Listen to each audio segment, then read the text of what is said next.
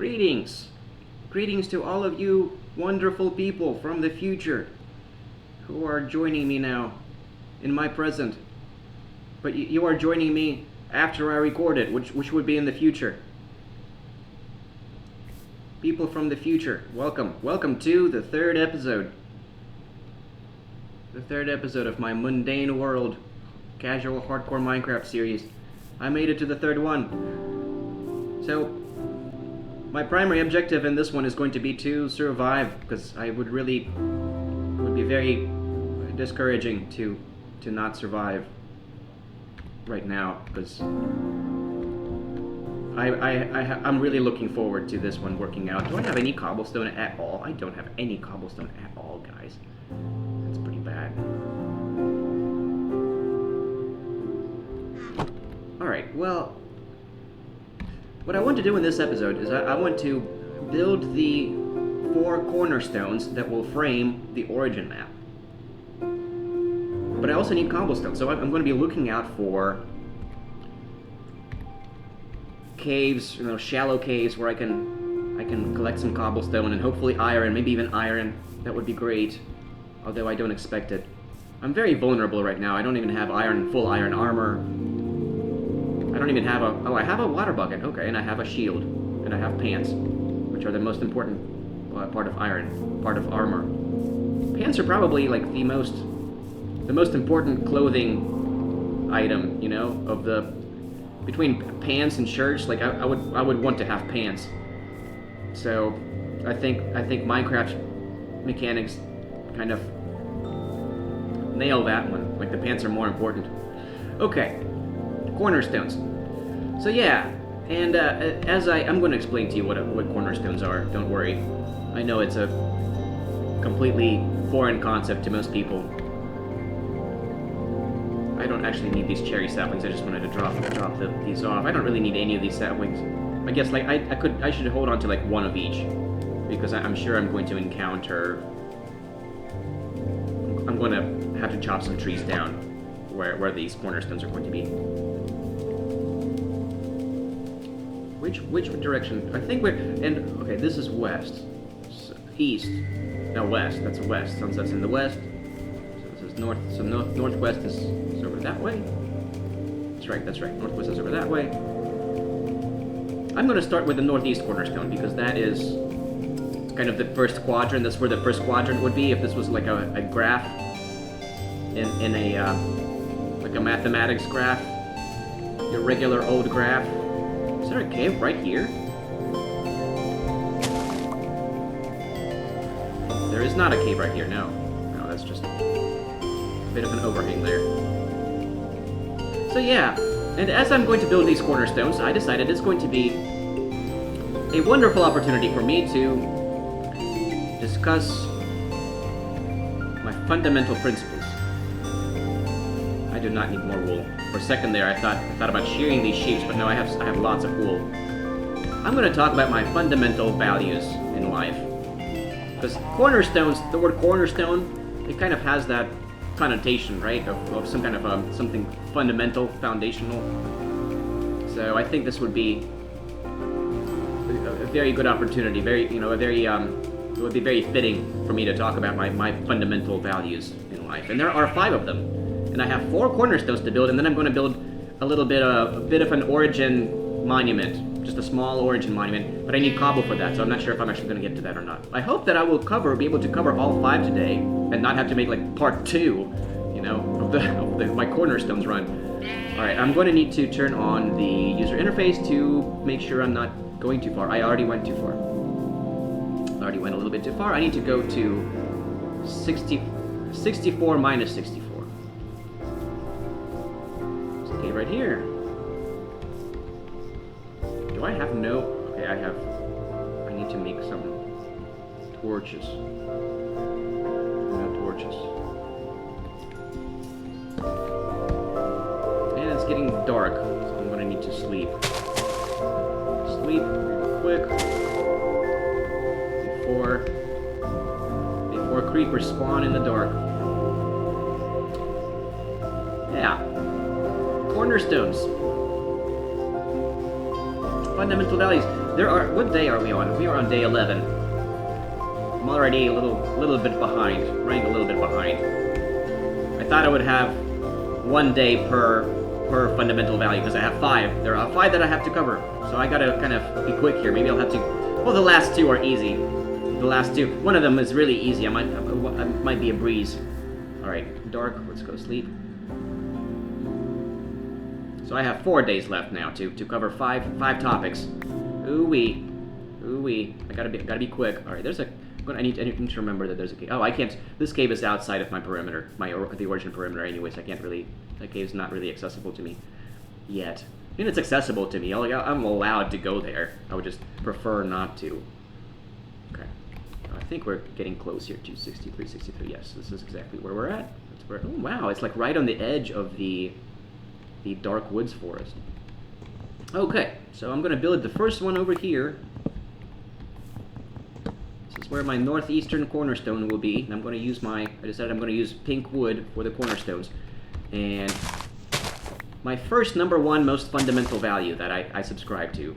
Let's put some torches up here in this tree. These beautiful dark oak trees. The first fundamental value that is my #1, that I consider to be the #1 most important thing in life, is uncertainty. That's right. Uncertainty in itself, and this is why I call myself proudly ignorant, because I consider it extremely important to be aware of how little accurate information we actually have, how little certainty we have about things, how little clarity we have about things. So this concept is more colloquially I can't speak. That's a hard word to pronounce. Colloquially, I can't do it. It's also known as intellectual humility. You know, people talk about intellectual humility. That's basically the same thing. That's basically what I'm talking about. The concept of uncertainty. I'm basically trying to say that it's important to value intellectual humility. And what that is, intellectual humility, it basically comes down to... Yeah, I'll chop this tree down later on. I'm not in a rush to do that. It basically comes down to acknowledging how freaking little you actually know. How limited your actual knowledge of the world is.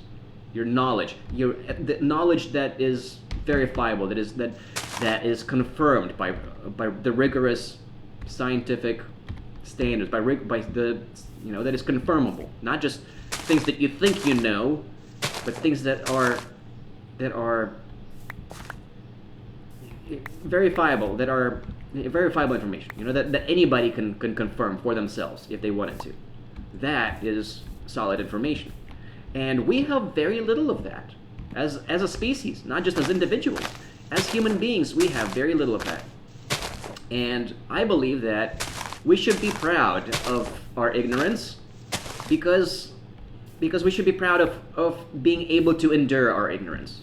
It's not that ignorance in itself is like a valuable thing. That's not exactly what I'm saying, but I'm saying that it's good, it's valuable to acknowledge your level of ignorance, and we should be proud of being able to endure it, because it is hard. It is hard to live with such uncertainty. That makes life it's easier. It would be easier. Life would be easier if we had good information about everything, but we don't. All right, and that is what I refer to as uncertainty, as a fundamental value. That's what I'm talking about, and that is why I call myself proudly ignorant, and I mean that non-facetiously. I really consider myself proud of being ignorant. I mean, I'm also proud of being ignorant because I think it's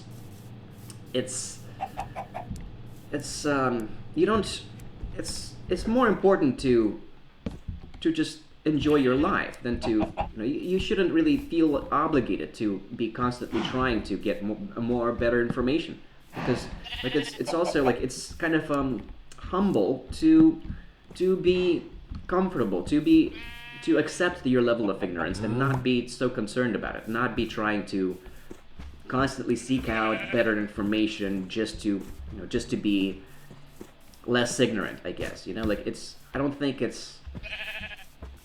there's anything wrong with just not having all of the information, because the reality is none of us are experts. We're never going to we can only become experts on like one or two things. So, and I think there's nothing wrong with that, and that's just the human condition. And because our lives are limited, so the amount of knowledge that we will ever obtain is also limited. And I've already gone too far. All right, so that was the first principle. Now, the second principle, my second fundamental value that I subscribe to, here we are, right here. The second one is I kind of want a hoe to chop down to make it easier to break down all of the canopy. Let me make a hoe real quick. The second fundamental principle that I subscribe to. Oh, that's right, I don't have any iron. Wooden hoe time. Ooh-wee.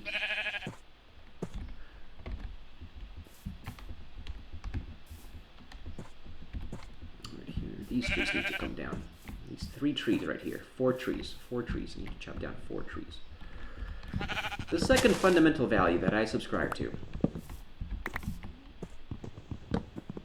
I'm getting a brain fart on what it actually is. I will. God damn it! What is it? Hold on 1 second. Let me think. I got distracted by building a wooden hoe. Uncertainty, leniency. That's right. Second one is leniency, and that is also kind of not directly referring to what it's actually about, right? Leniency. So I believe in radical forgiveness, and the reason I believe in radical forgiveness and what this concept is indirectly referring to is determinism. So what I actually mean by leniency is that I believe I'm a determinist. I believe in determinism. That is why I believe in radical forgiveness, because I do believe that that everything is fundamentally predetermined, and that we do not really have free will in the sense that we are free and independent agents in the way that we would like to believe we are, in the way that we would like to, claim to have accountability for our actions, and that in the sense that we believe that if we were other people, we would have done something differently, because there's something fundamental to ourselves that is separate from other people, that makes us who we are, and we have the free will that distinguishes us from other people. And I don't believe in that. I do not believe that we have free will. And what that entails, the biggest takeaway for me from that way of thinking, and I can make several episodes on this topic itself, on just determinism alone. I'll get to explaining why I don't believe in free will in later episodes. I don't want to dwell on this right now, because that's a big topic. But I just wanted to say that the biggest takeaway for me from determinism is that means that we can't really hold anybody accountable for their actions. I mean, we can't hold their actions against them. We have to treat everybody as sort of a victim of their nature. Like, if you make good decisions, it's because you are lucky. You are lucky to have made the good decisions. You're lucky to have been influenced by your previous experience, and that is why you made the good decisions that you made. And if you make bad decisions, well, that's just because you have been unlucky. You have been unlucky to have lived through whatever it is that you lived through that caused you to make those bad decisions. And that's how decisions are practically. I consider decisions to be outcomes of processes in your head.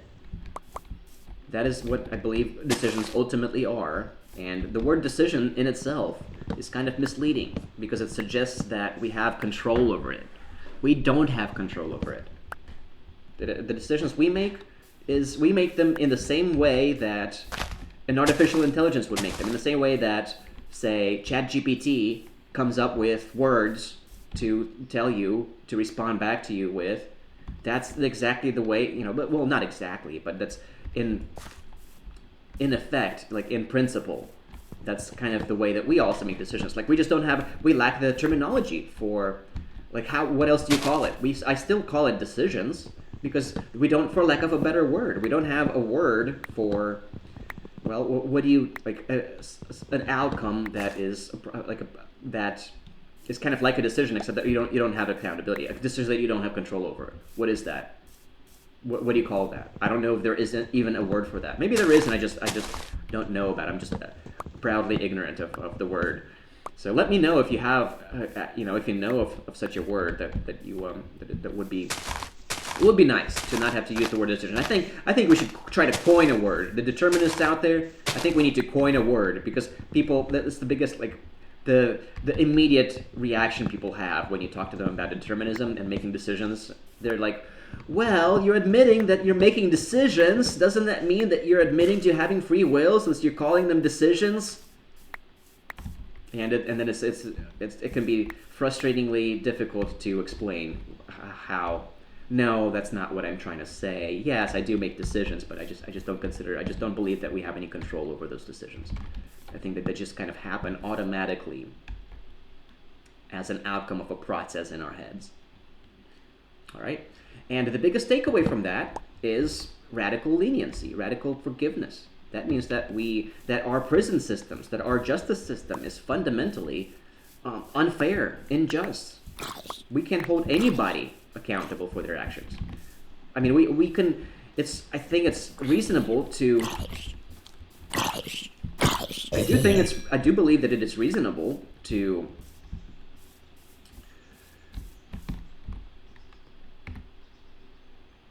It's reasonable to.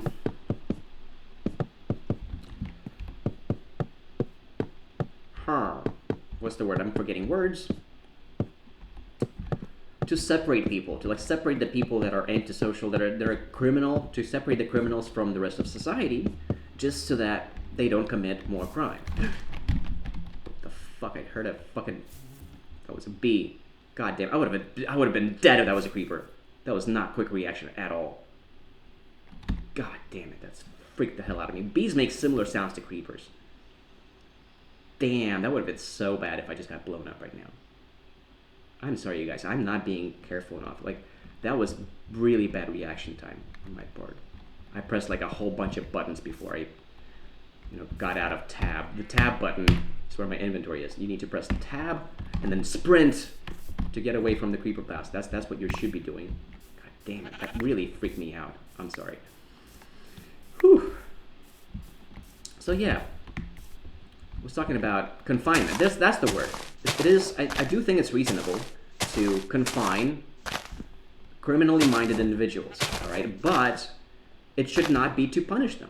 The point of that should not be punishment, but rather just to confine them, to separate them from the rest of the society, so that they don't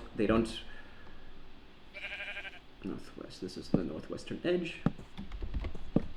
So that they don't commit more crimes, so that they don't cause more harm. But it shouldn't be to punish them. It should be. We should treat them like mental health patients.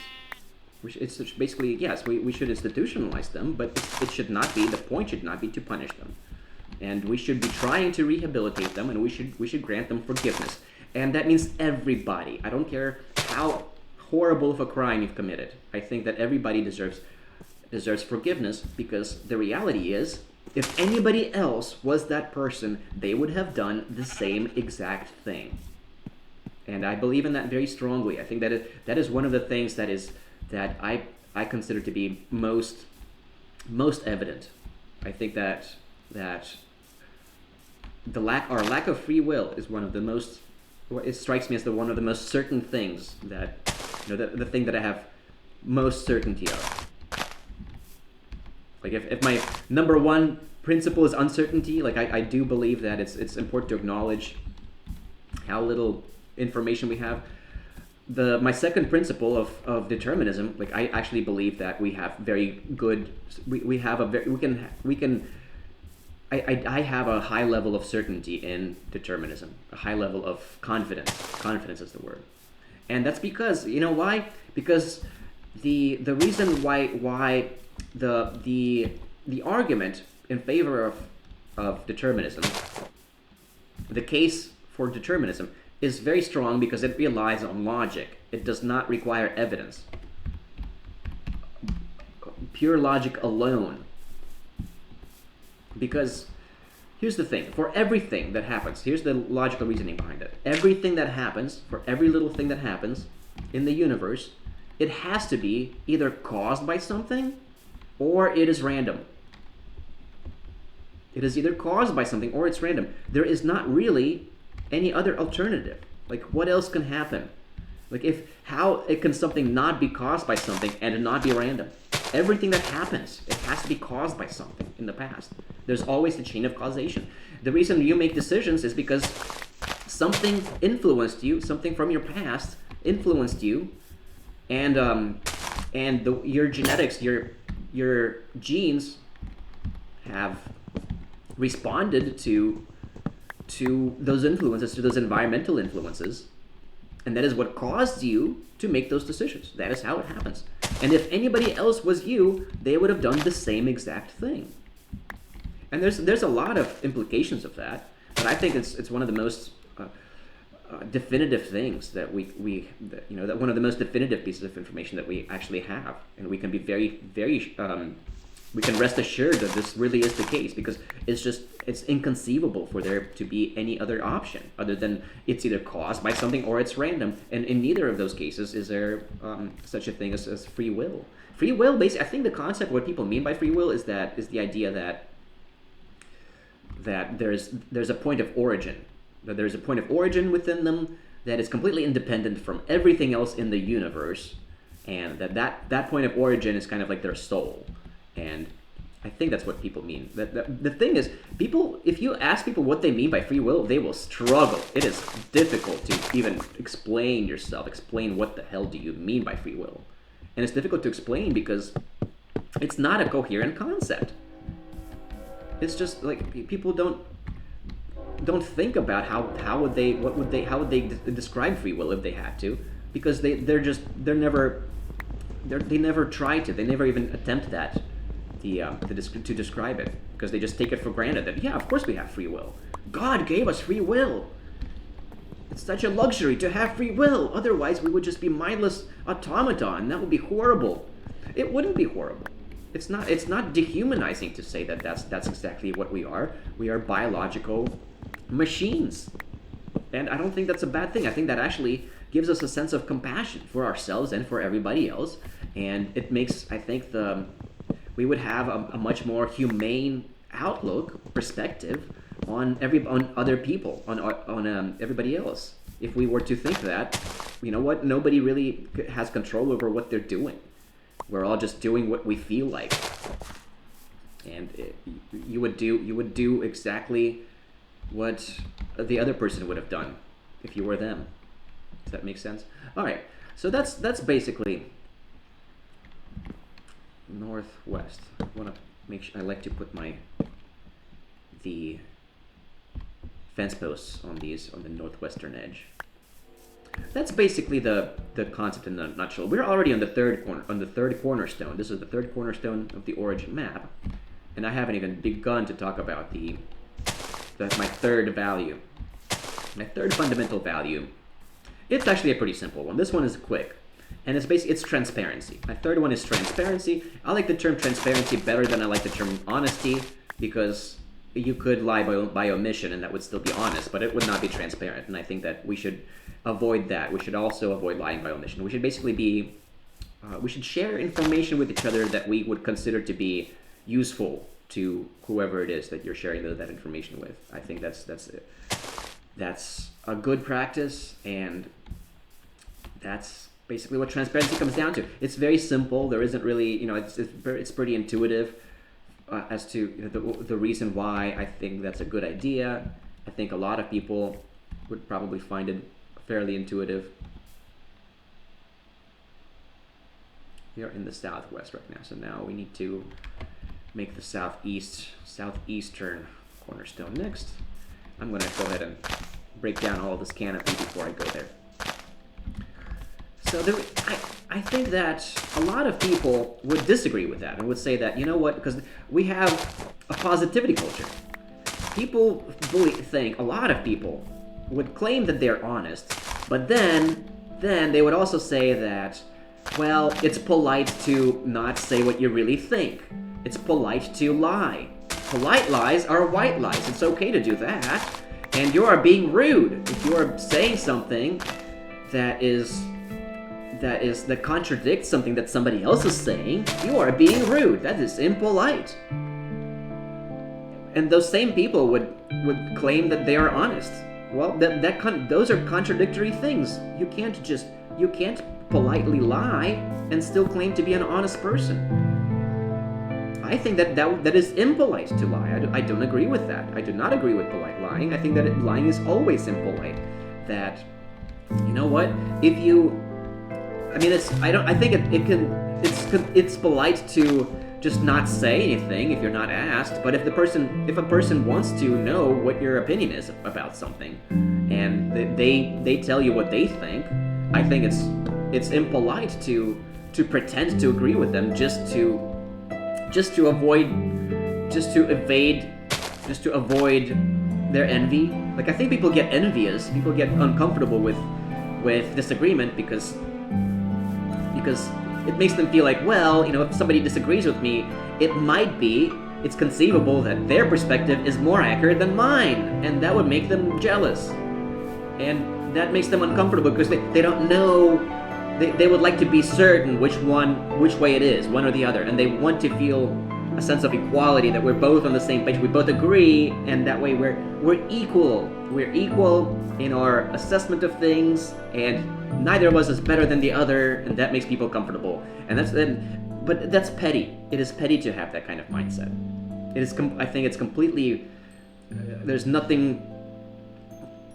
It shouldn't make you uncomfortable. Disparity should not make you uncomfortable, because we all come from different backgrounds. Of course, some of us are going to have better information than other people, and even if we have exactly the same information, we might have different intuitions about what to make of that information.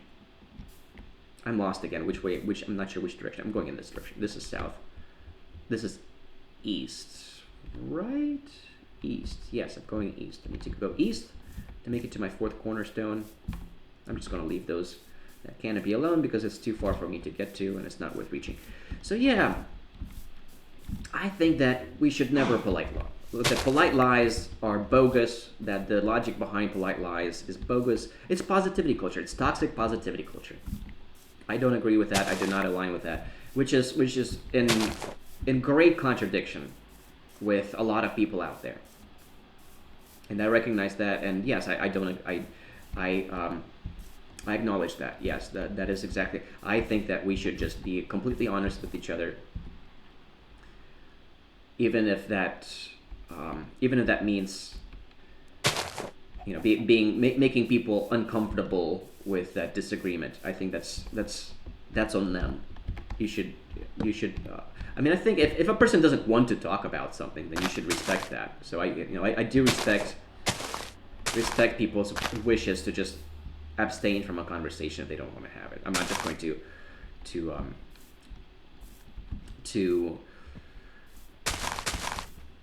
what's the word?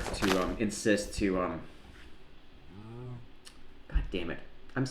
Words are so hard for me. Because I like to be very accurate with how I speak. I'm not far enough to the east, to the southeast yet. Let's go farther. 6460. Wait, I'm going in the wrong direction. It's actually this way. Some nice caves over here. Nice death sentence caves. This is where I need to go to get my cobble and my iron. Wow, that looks dangerous as hell. I really should just light this area up before I place this cornerstone down, just to make sure I don't get attacked. I don't get blown up right while I'm working on it. And there's a zombie. Speak of the devil, and there he is.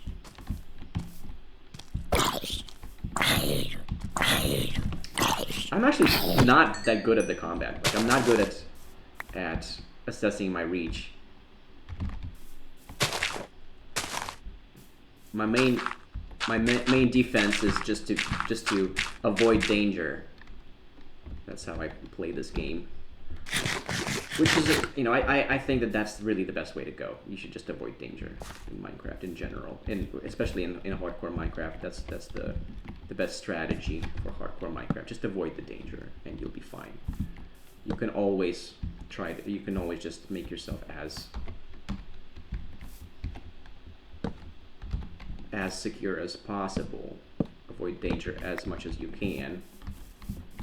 All right, time to get this. Kill this creeper. Nothing behind me. Nothing behind me. We're good.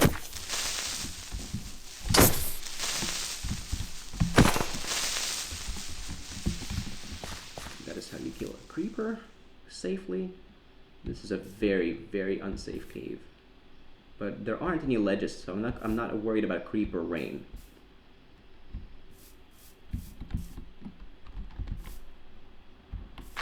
Try to block off any spots where, any dirt patches where you might get stuck trying to run away.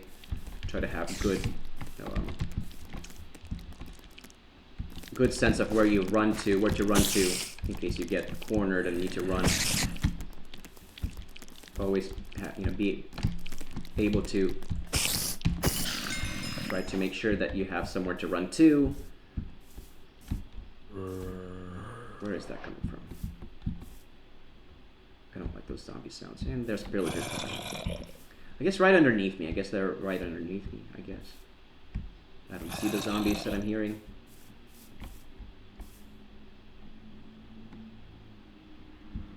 Yeah, I want to light this cave up a little bit before I build the cornerstone, because I'm worried about getting blown up right as I'm doing it.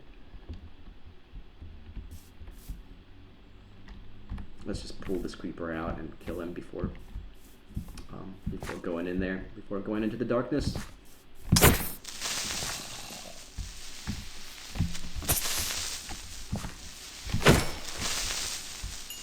Ooh-wee.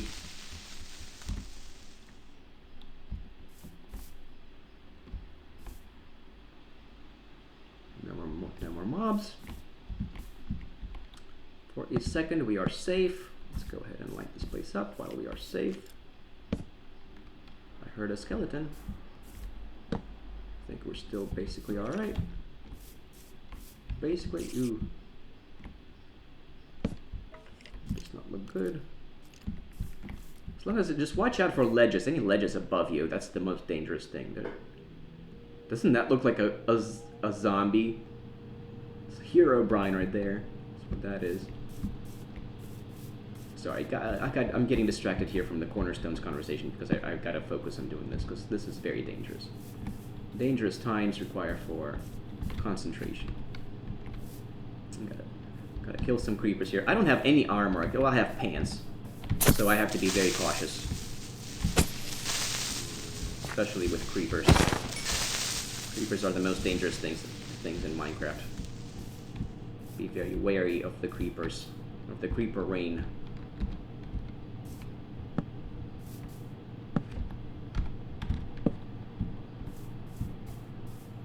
Light it up a little bit more before going back out there.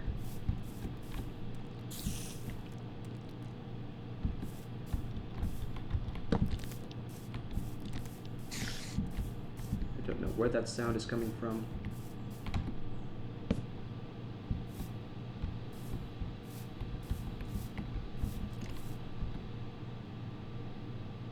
This is too dangerous. There's a ledge like right above there.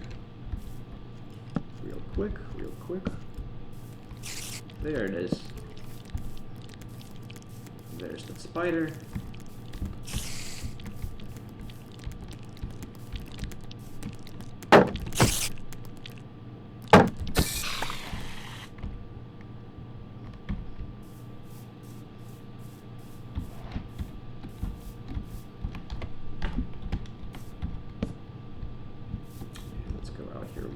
Time just to light this up a little bit. There's ledges right above me, and there's a skeleton shooting arrows at me from an unknown direction.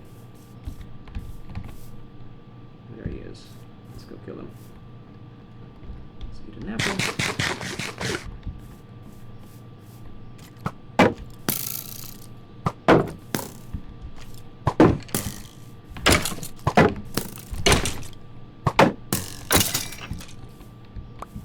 Alright.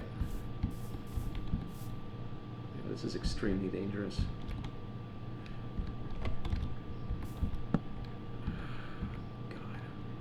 Yeah, this is a death sentence cave. I really should not go any further than this, because there are ledges above me. Right there, right where that, right where you come out there, right at the entrance of that death sentence cave. There are ledges right above you right there. So that's extremely dangerous territory. And I'm going to avoid it until I have protection enchantments on my armor. Because that's what you should do to avoid the death sentence caves. That is why I call them death sentence caves, because you just never know when a creeper will rain down right on your head and explode within a quarter of a second. Right on your head. That is why I call them death sentence caves. Alright, well that is lit up, sufficiently lit up to where I think I can light this, I can work on this cornerstone. Man, those zombie sounds are so precarious there. Something right underneath me, it's gotta be underneath. Alright, where are we at? 63. There. 63, 64. So this is the southeastern corner of the map. Let's see, I'm going to do something like that. Something like this. Sorry, these trees need to come down. I don't even have axes. I need to freaking get some cobblestone. Get some of this cobble, just so I have freaking stone on me to make freaking stone tools. I don't even have stone tools. Caveman life, man. Caveman life. What the heck? I thought there was a skeleton there. Gotta be very cautious, ultra cautious, because I do not want to die in this episode. There's villagers behind me. Such dangerous territory over here. Oh well, makes it interesting, right? This is exciting. This is good content. Good content material. Alright, I'm going to need to come back here to collect more cobble. But for now, let's go ahead and sleep. Real quick. Nothing around me.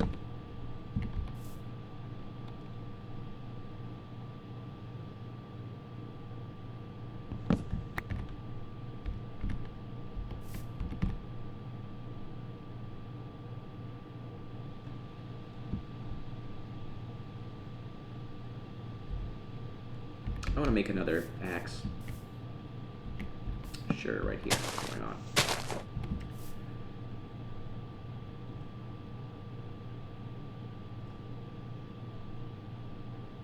Chop axe. Yeah, let's make another one actually. Just because I do not like to run out of chop axes when I'm, if I happen to get attacked by things. And my inventory is full. Cheers. I don't even have a spot for my shield. That's alright, I can make wood into sticks. I'll be fine. I'll be fine. Alright. I want to complete this cornerstone business. Alright, I think I'm safe now to make this cornerstone. Right as we hear more zombie sounds. Let's put some torches up here. I'll get around to collecting that coal. It still feels so freaking dangerous with all those sounds, all those dangerous zombie sounds. I do not like them. Do not like them. Alright, I think we're good. I think they're underneath me. They must be underneath me because I don't see them anywhere. They must be underneath. It's probably like a zombie freaking spawner underneath me. Underneath this cornerstone, the southeastern cornerstone. That's where it's at.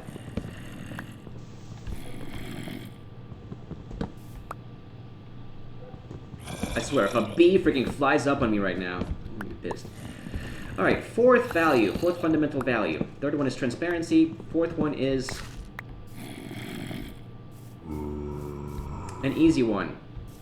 What was it? I forget what it is. Liberty. That's right. damn, I hate those sounds. Liberty. The fourth one is liberty. And this one is probably the simplest one, simplest, easiest one. Everybody understands liberty. It practically doesn't even need... I'm gonna need that. Doesn't really even need an explanation, because everybody understands exactly what I mean by liberty, right? It's different from freedom. Liberty is different from freedom. Right, I should clarify that. All right, I'm going to need to make a build. I'm going to build a chest right here, next to that crafting table, and actually drop some of this stuff off, just so that I have room to put things, so that I'm not just, I don't like to just, I like to hoard everything. All right, I don't like to leave anything behind in this game. I'm just going to stash my mob drops there. I'm down to 1 apple. It's not good. It's all the food I have left. But no, I really want to finish, get this cornerstone built right here so that I can go home. And it's right above dirt, too. It's not even going to be visible on the map. Alright, well, I just want to I'm going to go ahead and place it down anyways, just to have that there. I like placing cornerstones because it really kind of frames the area that you're working with. And I really like especially the first 4, it kind of gives me a sense of direction. I feel kind of disoriented without them. So I always place these first 4 as like one of the very first things that I do in every game. I kind of prioritize it over just about everything, even getting iron. And I'm going to be very cautious getting iron. I'm going to avoid the death sentence caves this time, because I don't want the same thing to happen to me as that happened in the first season when I got blown up by the creeper raid. Alright, so that is southeast, so northwest is this direction, right? Oops. Northwest, yes it is.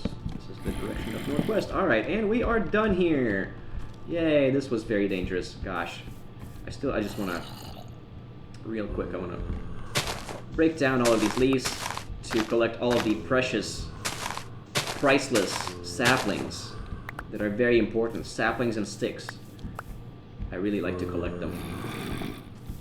I like to hoard useless things in this game. They are not useless. You can burn them, you can use saplings as fuel, and you can always grow more trees. Eventually they will all get used up. I love my saplings. So yeah, the fourth core principle that I subscribe to is liberty, and it's very understandable. It's basically just, yeah, like I value consent. All right, I don't think it's fair to force people to do things that they would rather not do against their will. People should have the freedom to choose for themselves what they want to do, to not be coerced into things, to not be forced by some kind of by threat, by violence. People should have the freedom to decide things for themselves, for the most part, as much as possible. All right, and that's all the cornerstones. That's 4 cornerstones. So all I have left now is the origin tower, and I really don't have enough cobblestone for that. I guess I could like dig in here. I should just go collect some cobblestone. How are we on time? It is day 15 right now. We are not good on time. Right. Well, the 5th principle, all right, the 5th one is family, which is pretty self-explanatory. I'm just going to go collect some cobblestone for the rest of this episode. I don't think I'm going to have enough time to build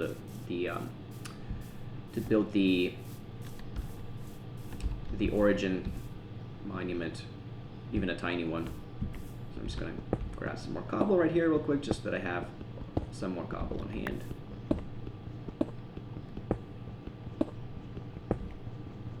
The 5th one is family, and I made liberty and family as the 4th and the 5th one because they're kind of the more intuitive ones. Like I think everybody can agree that family is a good thing.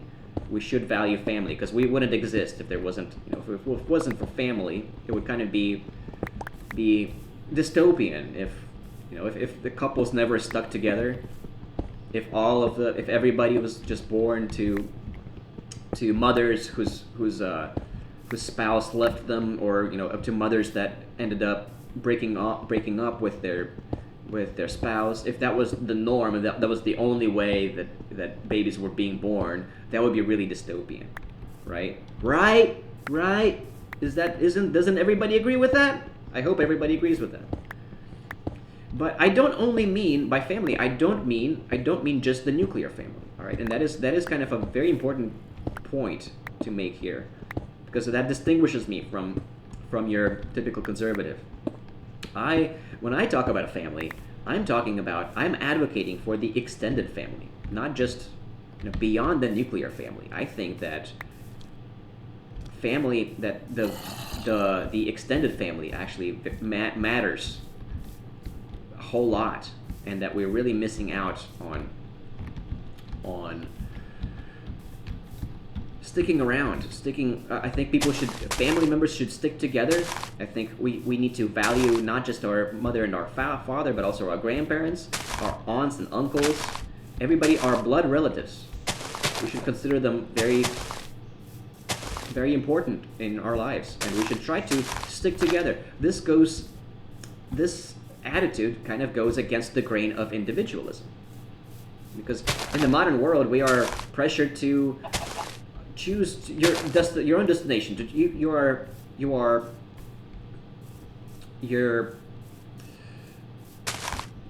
People.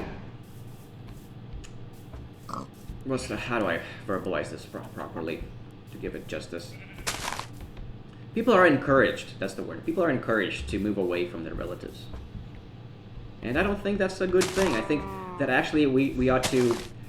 I think the place where you are born, that's going to be as good as it gets, no matter how much greener the grass might seem somewhere else.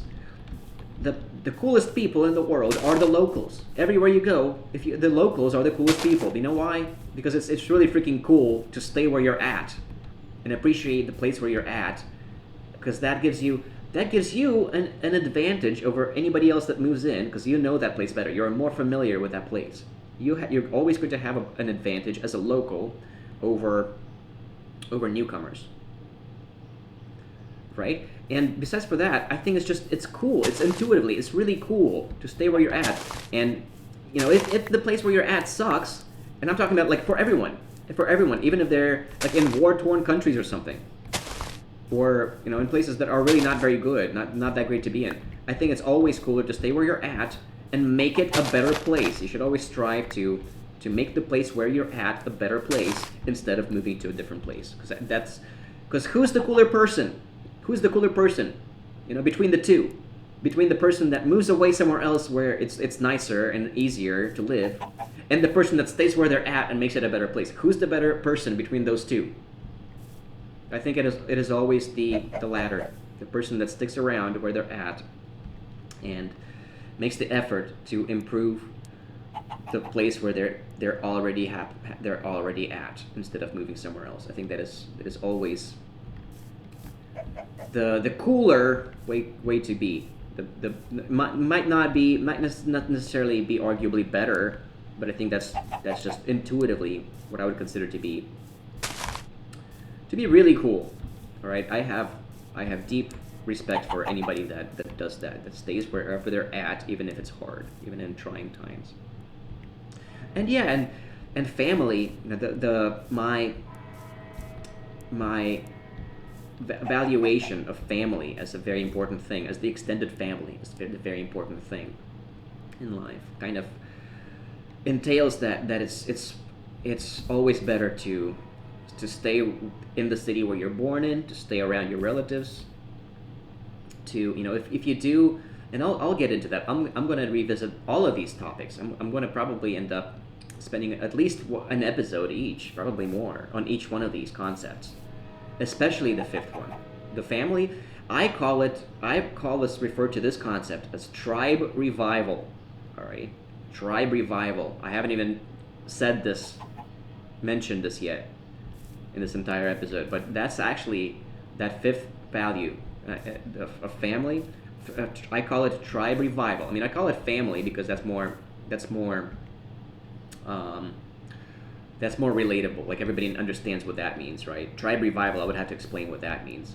But I mean, basically it just means to cherish your extended family and to stick together with your extended family and to sort of form a tribe of relatives. All right, and I am going to talk about that in depth in future episodes because it is time to bring this one to an end. I am back to my little campsite. I still want to mark the origin. I haven't gotten to that, but I built all 4 of the surrounding cornerstones. That was big progress. I didn't die. This was a pretty dangerous episode. I had to fight off a whole bunch of creepers and zombies. I'm at level 6. I only have pants. Still have no iron. I should put things away into this chest. I have too much stuff in my inventory. Let's go ahead and stash some of this stuff away. I'm just gonna burn this oak slab up. I don't like carrying that oak slab around. Let's just go ahead and burn it up. I think it's not even enough to burn one block of wood into a charcoal.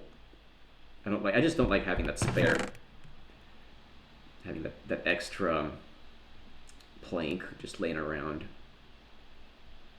Unnecessary plank. I'm gonna keep my birch wood. I'm gonna convert this oak wood into more charcoal. So you can always use more charcoal. I'm gonna keep my birch wood. Yeah, that's what I'm gonna do. That's what I'm gonna do. Oops. That's an extra charcoal. I'm gonna convert that into a torch right now.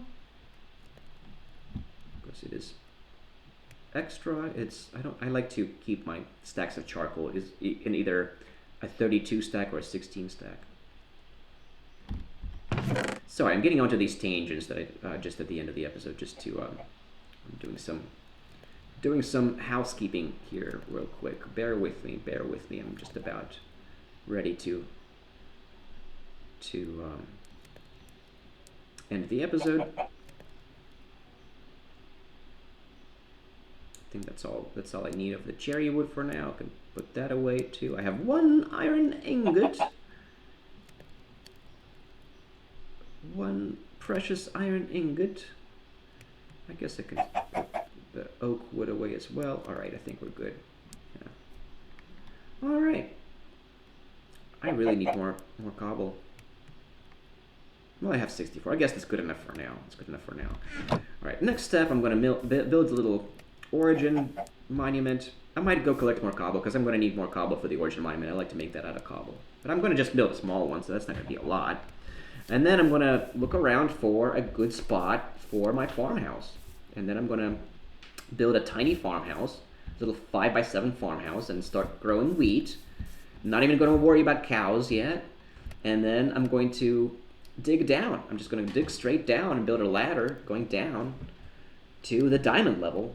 And I'm going to collect a whole bunch of iron and find me some diamonds without going into the dangerous death sentence caves. I'm going to avoid the death sentence caves until I have protection on my armor. That's the plan. That's the plan for this time around. It's my 3rd attempt, and I'm going to definitely not going to die now. I'm just going to live forever in this world. Even after I die in real life, I'm still going to keep playing Minecraft in this world. That's the plan. That's the plan. Alright guys, that's it for now. Thanks a lot for staying with me through this entire freaking thing. Let me know in the comments if you actually made it to the end. And if you have anything at all to say, all comments are very much appreciated. Please let me know what you think. All kinds of feedback is welcome, even if it's not related at all to the video. Just if you want to chat about something, let me know. I will respond. Alright. And that is it for today. That's all for today. Shadowlay, my fellas. Shadowlay.